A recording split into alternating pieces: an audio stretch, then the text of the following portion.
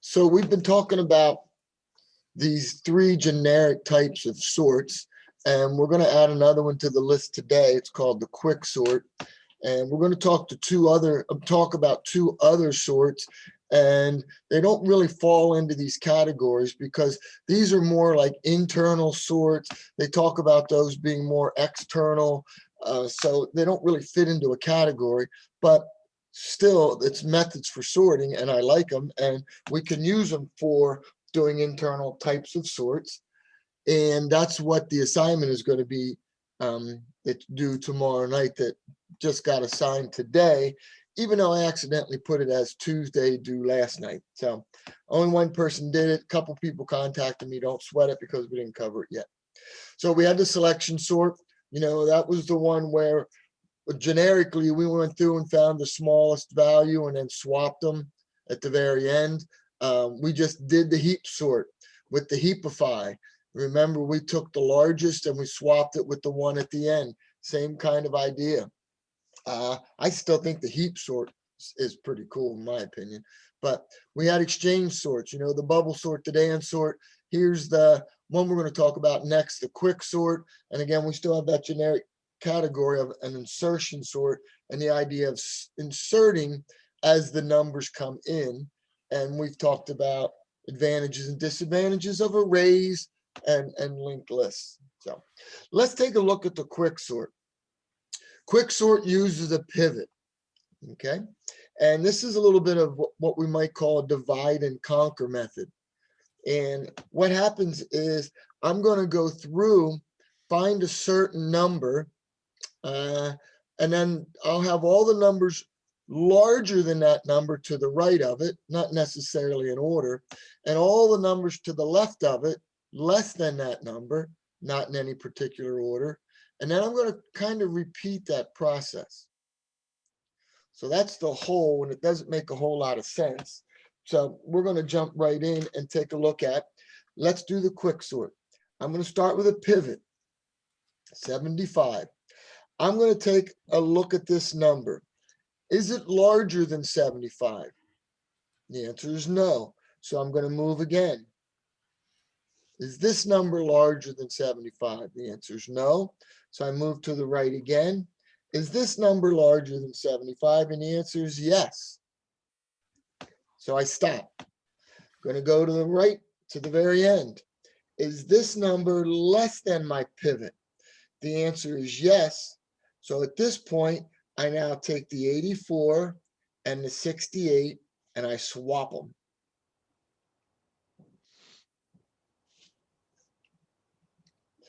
Go again. 98, is that larger than my pivot? Yes. So I stop right there. Okay. I go to the end.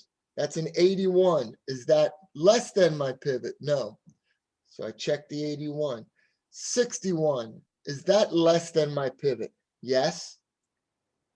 So now I'm going to take 61 and 98, take a look at those two numbers and swap them.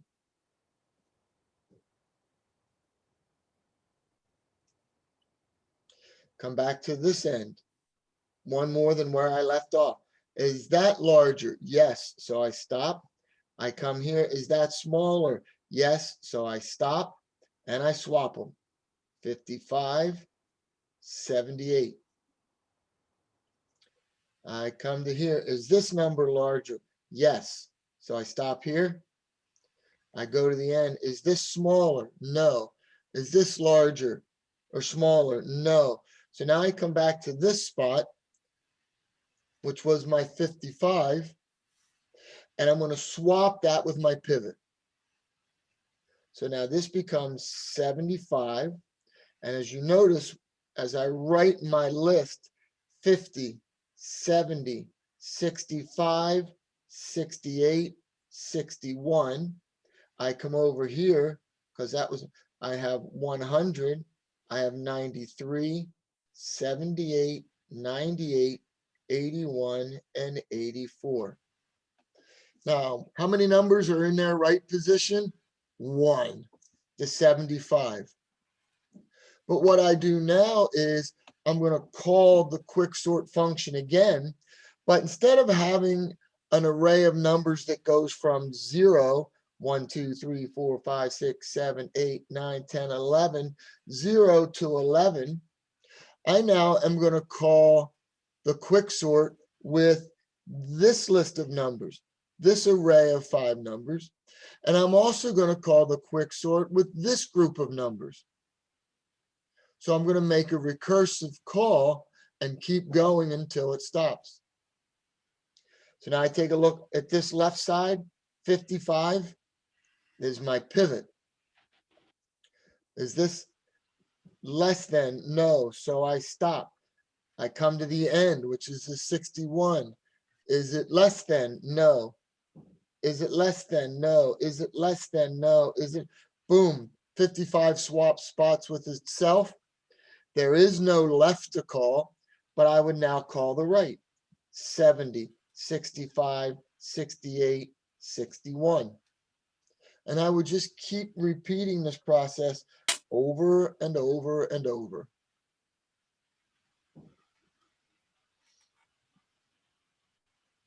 What do you think? Weird. Weird? Do it again with a different set of numbers? Yeah. Think you got, okay. Let's try it with another set of numbers. Ba-da-ba-ba-ba. All right, new example. Oh boy. Now, what if my pivot was a 1 or something? That kind of stinks, doesn't it?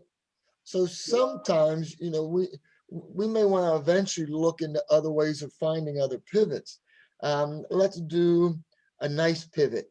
50, 25, 61, 18, 84, 17, 91, 92, 11. Go through and do a pass like we just did. Swap the pivot with whatever position needs to at the end. Let's see what your new list looks like.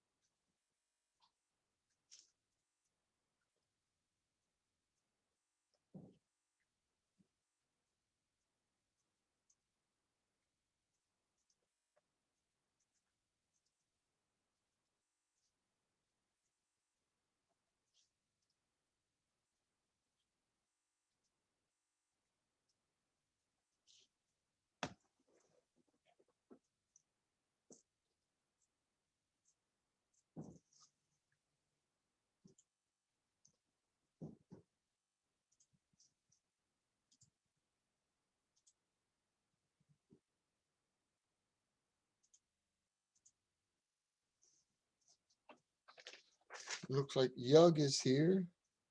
Looks like Rashik is here. What about Mark or Dev? No Mark, no Dev.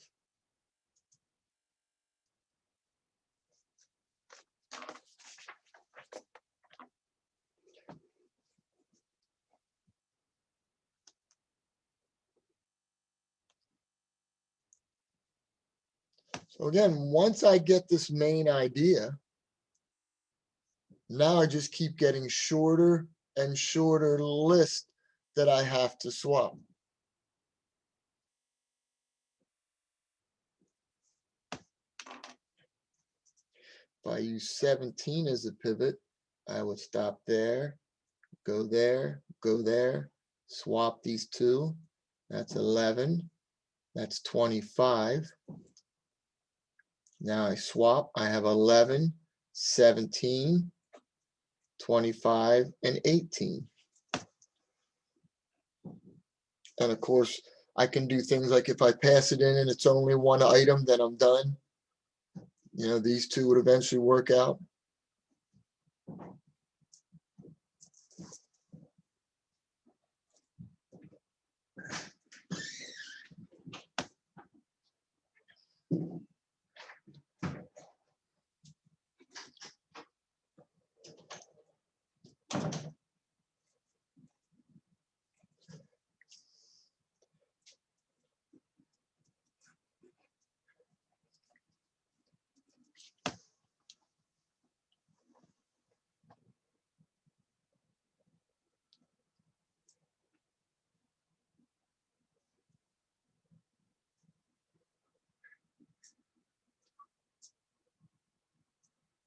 How's it looking?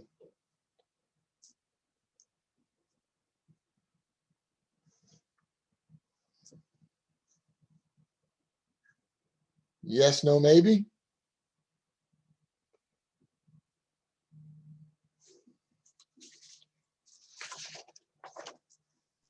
Can you talk again to how you did the swap for 17 and 50 in the earlier step? So I'm good with you through the 50, kind of that list, but how did you Okay. get to the next one again? So I come all the way out to here. This was now the 17, and I'm at this location. When this location across the top comes across and ends up matching it, then I know I'm done.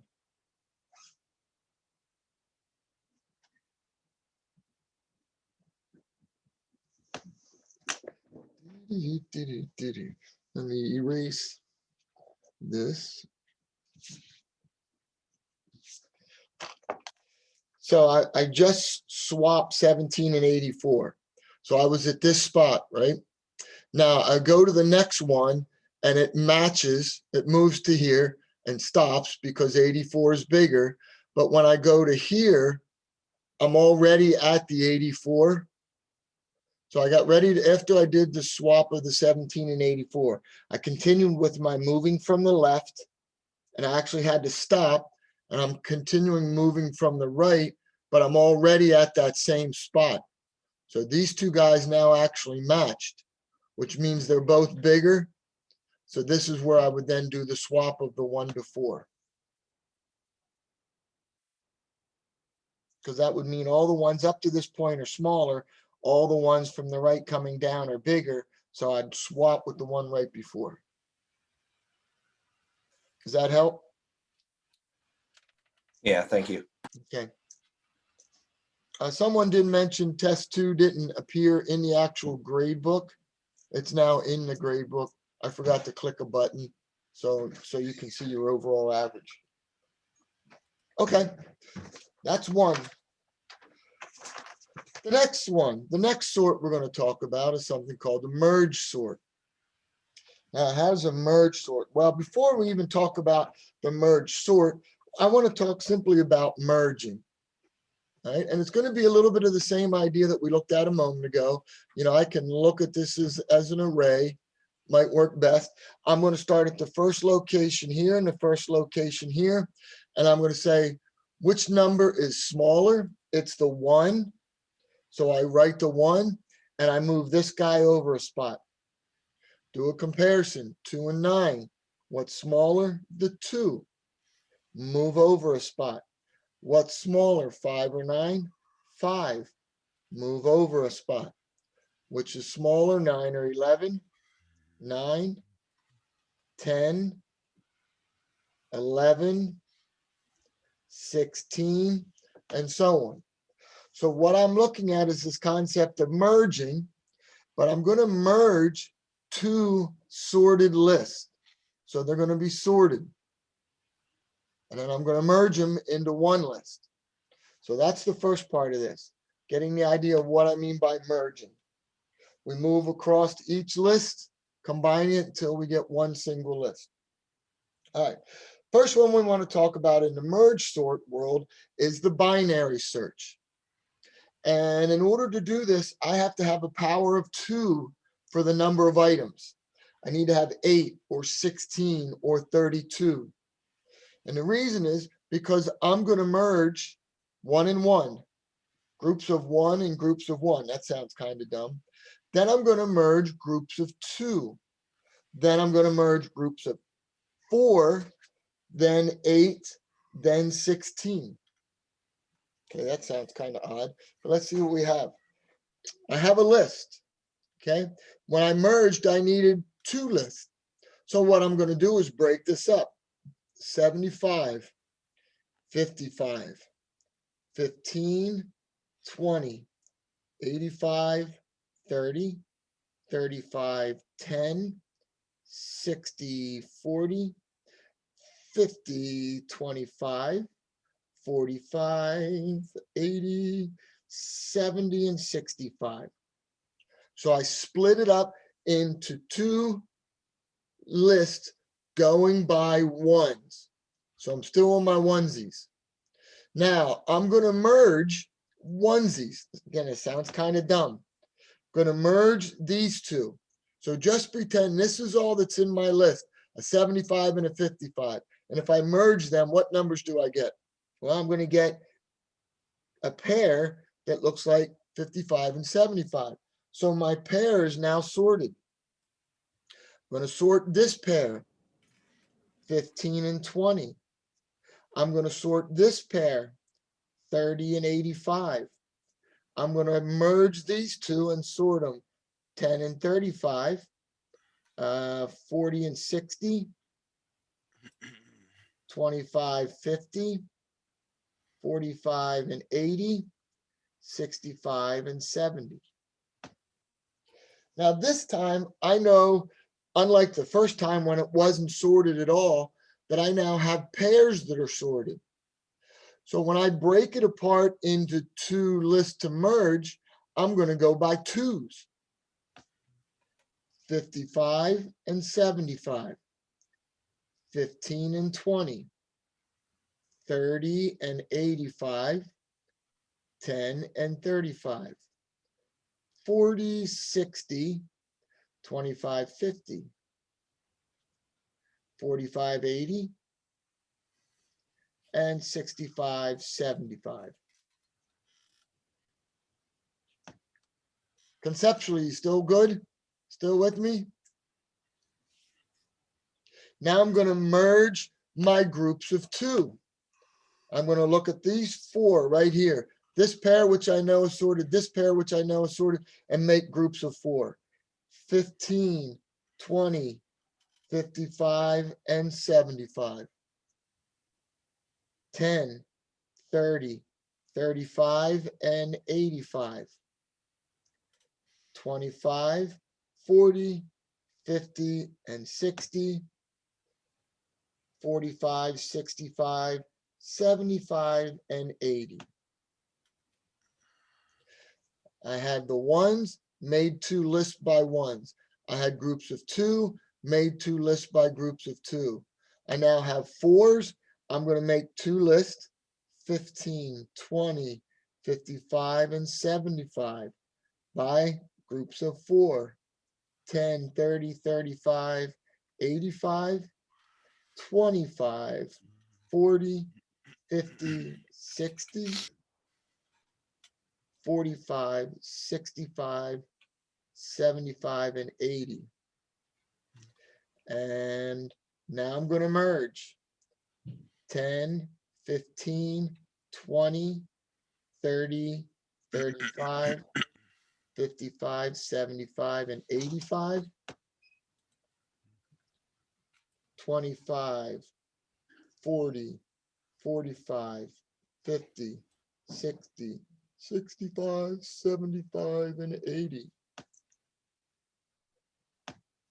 I went by ones, made lists and merged them by comparing ones. I now have 2s, made list of 2s, merged them. I now have 4s, made list of 2 and merged them. I now have 8s, make list of 8s, 10, 15, 20, 30, 35, 55, 75, 85, 25, 40, 45, 50, and 60, 65. I have 2 75s. Shut the front door. The second one should be a 70 at the end. Right here. You turned it from a 70 to a 75, yeah. Yeah, thank you. That's like doing a calc proof and you're on your second whiteboard and all of a sudden you realize you made a mistake somewhere. And then you have to start erasing to go, oh boy. And finally, as you can see, if I merge these two lists of 8, we're back to almost like we had at the beginning. 2 sorted lists. This time it's of 8. So you can see where the whole idea of base 2 comes into play here. I went by 1s, which I knew. Then I went by 2s, which I knew. Then 4s, then 8s. And of course, if there was 32 numbers, I'd go by 16s. But I keep doing the grouping and my numbering, I know it is what it is because I keep multiplying by 2 when I build my groups.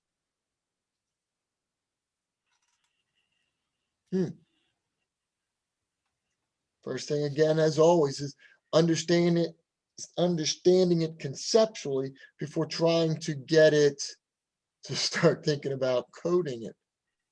Yeah, piece of cake. Questions on the binary merge sort. Well, there's a second version of the merge sort. It's called the natural merge sort. And again, I'm going to keep going unless somebody asks a question or slows me down because I just don't know any better. Well, in that last one, why does it have to be the power of 2? Why couldn't you just have an incomplete last grouping? Because I know, well, you're going to see what we're going to do with the natural merge sort and why when I don't have that number of numbers, what I have to do. But I think what you're saying is you'd like to make those just blanks or spaces or something. Is that what you're saying? Or just try to do it without, maybe having that last group of the right size. Like if we needed 8 in that last group and we only had 7, we could split it up. But, well, go ahead. Right. Maybe the next one will answer it. Okay. So the next one's called the natural merge sort. And that's when I don't have that power of 2. So here's what we'll do to handle that. Even though Matthew is thinking outside the box, how could I adapt the other one? So here's one reason why that I can think of off the top of my head. It just came to me, Matthew. What if I have 65 items that I want to sort? Well, if it was 64, it would be fantastic. If it's 65, that means I'd have to jump to 128, which would leave 63 somethings in there. So hopefully this is faster to not have to go that way. All right, so this time we're going to do natural runs. And instead of knowing exactly the sizes like 1, 2, and 4, we're just going to go by runs. So my first run, as long as this number is bigger, the number to the right is bigger than, hold on a second. I want to make sure. Yeah, this isn't an 85. Check, Mike, check. That's a 55. Because I just looked to the right and saw another 85. Okay, so if this number is bigger, then I know, or smaller, then I know I stop my natural sort. So 75, nope, that's not a natural sort.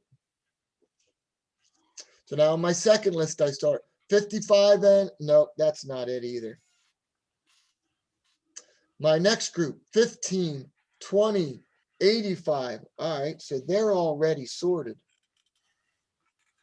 So now I have groups, not of size 1, 2, 4, which I can track, but I have random size groups that I'm going to have to work with. The next run goes down in this list, 30 and 35. The next run, 10 and 60. The next run is here, 40 and 50. Oh, here's a good run. 25, 45, and 80, 70, and 60. All righty. So it's easy for me to see because I wrote it on paper, how long these runs are. But if I was programming it, I would know I would start here and here, and I would keep merging until this number, which is smaller, then I would stop with that row, and this number 30, which is smaller, and I'd have to stop with that row. So my natural merge sort would put 55 and 75 together. My next group, 15, 20, 30, 35, 85. My next group, 10, 40, 50, 60. My next group, 25, 45, 70, 80. And my final group is just a 60. Again, my natural Should run. it be 65? Yeah, it should be 65. I'm having trouble with 5s and 0s today. Thank you. That's the oddball out anyhow. 55 and 75. So I'm going through this list. Boom. I'm copying until I get something smaller. 15, 20, 30, 35, 85. Got something smaller. I switch to my other list. 10, 40, 50, 60. I would have 25, 45, 70, and 80. And poor 65 is out there all by himself.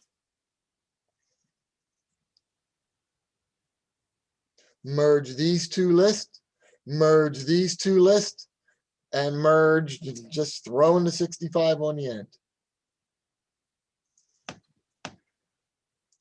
15, 20, 30, 35, 55, 75, 85. Merge 10, 25, 40, 45, 50, 60, 70, and 80, and finally 65. Now I do my runs again. This goes in the first list, this goes in the second list, this goes in the first list. 65's killing me.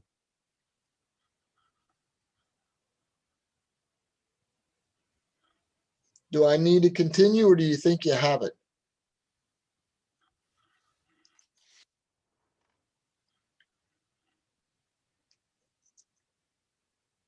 Think we got it. Okay. I'll take that as I think I got it. So 2 types of merge sort. We're merging lists of 2 into one list, and then we're breaking them apart. Quick sort had a pivot. Merge sort did merging. Please tell me there's one more. There is. There is one more, and I'm excited. It's called the Radix sort. It's called the Radix sort. Yeah, I'll mention that later. Okay, so here's how the Radix sort works. If you looked at it in the NIOP book, it makes a mention of the good old days when we used to have punch cards. And I don't know if y'all remember, any of you ever touched one. You may have seen punch cards, but they're about the size of an envelope, and they're it's one line of code was on a punch card. Its width was 80, because back in the old days, 80, a punch card it had a little slant there, and it went over and down and that way. And the little slant was to make sure, to help you a little bit, not have them backwards. So to make sure they were all facing the same way. And yeah, when I started programming back in '84, I did punch cards. Every line of code was a punch card. So if it got stuck in the collator, which is a machine you put them in that would read all the lines of code, they would get ripped up. It was one thing after another. So what takes you about 5 minutes would take me 10 minutes to walk across campus just to get to the computer lab, wait in line, get a collator or get a machine that actually punched the cards when you typed in a line, take the stack over to the collator, they would collate. Then I'd look up on a screen, a TV screen, because it could only compile 4 programs at a time. After compiled, it sent it over to another screen. You stand there and watch it. That was the cue for the printer, because it could only print out 1 at a time. Remember, we didn't have a monitor for instant feedback right away. Yeah, we had to get a printout to see if it worked or not. And so we would drop lines of, drop these cards. They'd go all over the place because your rubber band broke, on and on. Oh, it was nuts. But anyhow, these guys were 80 columns across. That was a magic number, 80. Part of the reason that was a magic number, in the old days, your computer screen, which, we had pixels out the kaboo, was 80 columns I could type across, and I had 26 rows. So if you go to the command prompt and you start working C colon and doing all that, you had a big blank screen, so that also followed up with the 80. Now, the last couple of columns on here, you could number your cards. So if you did drop them, you could sort them by hand to put them back in numerical order. So a Radix sort is the concept behind how these guys would get sorted. Okay, so how does a Radix sort work? Well, we're going to start by taking a look at these numbers, and we're going to look at the 3 different digits. Okay, 666 is 3 different digits. 64 is 064. It's only 2 digits. So what I'm going to do is take these cards and I'm going to drop them in the bin. And the first time I drop them in the bin, it's going to be based on, hi Dev, it's going to be based on the 1s digit. So 666, chop right into that box. 64 drops into this box. 8 falls right here. 216 lands on top of the 666. 512. 27. 729. 199. 550. 343. 125. And 93. So I went by 1s first. This is my 1s. Now I'm going to take the cards out of here and I'm going to make a new list. But as I take them out, it's going to be from the bottom up. Bottom up, up, up, bottom up.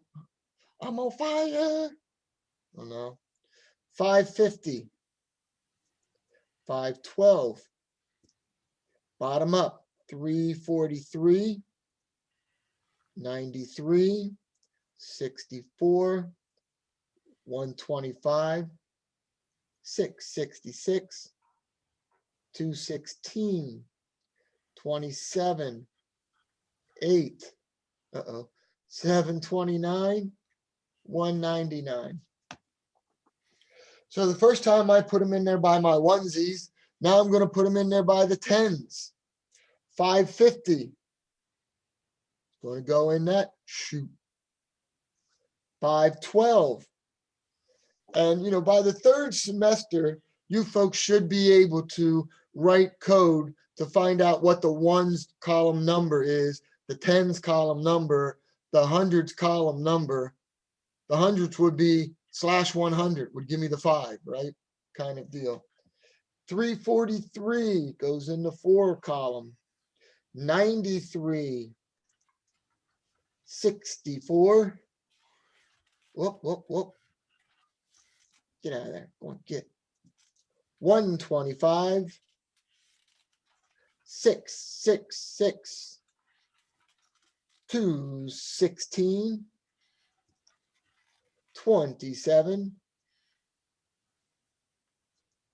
And 8. Where's 8 go?